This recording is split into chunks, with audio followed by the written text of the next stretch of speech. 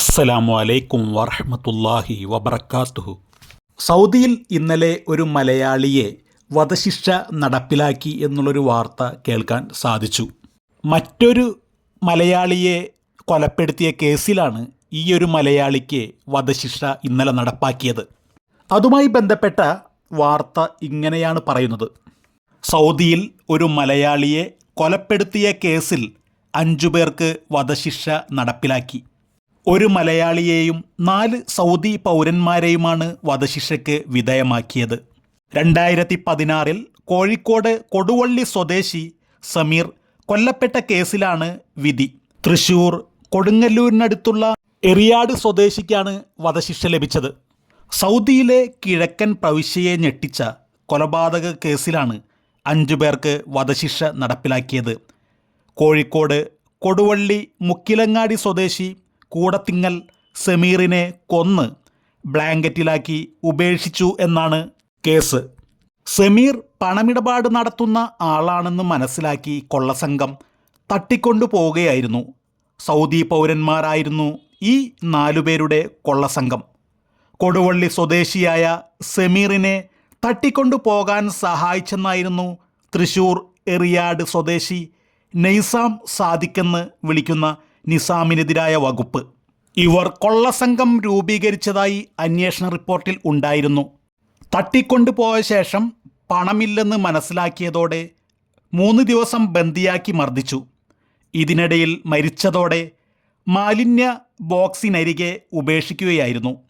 ചെറിയ പെരുന്നാൾ ദിനം രാവിലെ ആയിരുന്നു ഇത്.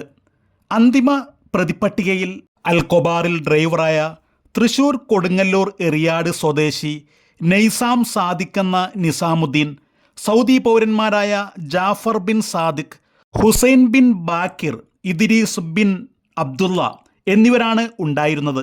നിരവധി പേരെ ചോദ്യം ചെയ്താണ് അന്തിമ പട്ടികയിൽ എത്തിയത്. ശരീരത്തിലെ മുറിവുകളും സാഹചര്യ തെളിവുകളും അനുസരിച്ച് കൊലപാതകമാണെന്ന് പോലീസ് കണ്ടെത്തി. ജുബൈൽ പോലീസിൻ്റെ അതിവേഗ അന്വേഷണമാണ് പ്രതികളെ കുടുക്കിയത്. 5 പേരുടെയും വധശിക്ഷ കിഴക്കൻ പ്രവിശ്യയിൽ ഇന്നലെ നടപ്പാക്കി. സാധാരണ രീതിയിൽ കൊല്ലപ്പെട്ട കുടുംബം മാപ്പ് നൽകിയാൽ പ്രതികൾക്ക് വധശിക്ഷയിൽ നിന്നും ഇളവുണ്ടാകും. ക്രൂരമായ കൊലപാതകം ആയതിനാൽ കുടുംബം ഇതിൻ്റെ എല്ലാ സാധ്യതകളും തള്ളി. രാജ്യദ്രോഹ വകുപ്പിൽ പെടുത്തിയാണ് കേസ് സൗദി പരിഗണിച്ചതും. ഇതിനാൽ ഒരു തരത്തിലുള്ള കുടുംബത്തിൻ്റെ മാപ്പ് കൊണ്ടും കാര്യം ഉണ്ടാകുമായിരുന്നില്ല.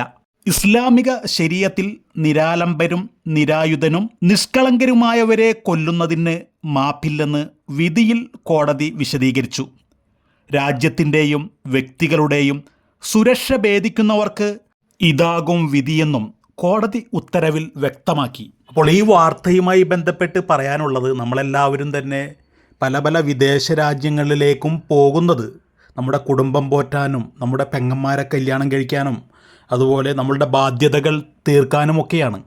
അപ്പോൾ ഇങ്ങനെയുള്ള ഗ്യാങ്ങുകളിലൊന്നും തന്നെ പെടാതെ നമ്മൾ സത്യസന്ധമായിട്ട് തന്നെ നമ്മുടെ ജോലി ചെയ്തുകൊണ്ട് മുന്നോട്ട് പോകണം എന്നാണ് പറയാനുള്ളത്. നമുക്കറിയാം സൗദിയിലൊക്കെ നിയമങ്ങൾ വളരെ വലിയ നിയമങ്ങളാണെന്നൊക്കെ നമുക്ക് ഈ വാർത്തയല്ല, നമുക്ക് മുന്നേ അറിയുന്ന കാര്യങ്ങൾ തന്നെയാണ്. എന്നാൽ തന്നെയും ആളുകൾ ഇങ്ങനെയുള്ള കുറ്റകൃത്യങ്ങളിലേക്ക് ചെല്ലുന്ന സമയത്ത് അവർ ആ നിയമങ്ങളെല്ലാം മറന്നു പോവുകയാണ്. ഈ ഒരു വാർത്ത കേട്ടപ്പോൾ എനിക്ക് ഓർമ്മ വന്നത് പാലക്കാട് ജില്ലയിലെ ഒരു നിമിഷപ്രിയയാണ്. നിമിഷപ്രിയ യമനിലാണ്. യമനിൽ ഒരു സ്പോൺസറെ കൊലപാതകവുമായി ബന്ധപ്പെട്ട് വധശിക്ഷയ്ക്ക് വിധിച്ചുകൊണ്ട് ആ ഒരു കേസിൽ കഴിയുകയാണ്. ആ ഒരു കൊലപാതകമാണ് എനിക്ക് ഓർമ്മ വരുന്നത്. അത് അവരുടെ സ്പോൺസറിൽ നിന്നുമുണ്ടായ ആ ഒരു ദുരനുഭവത്തിൻ്റെ ഭാഗമായിട്ട് ആ ഒരു സ്പോൺസറെ ഈ പെൺകുട്ടി വധിക്കുകയും പീസാക്കുകയും അതിനുശേഷം ബ്രീഫ് കേസിൽ തള്ളി എവിടെയോ ഇട്ടു എന്നാണ് അതിനുള്ള കേസ്. അതൊരു ക്രിമിനലാണ്. ഇപ്പോഴും ആ കേസ് ഇങ്ങനെ നടന്നുകൊണ്ടിരിക്കുകയാണ്. അപ്പോൾ ഇതൊക്കെയാണ് ഈ വീഡിയോയിലെ വിശേഷങ്ങൾ. ഇൻഷാ അല്ലാഹ് അടുത്ത നല്ലൊരു വീഡിയോയിൽ അടുത്ത സമയങ്ങളിൽ കാണാം. അസ്സലാമു അലൈക്കും വറഹ്മത്തുള്ളാഹി വബറകാതുഹു.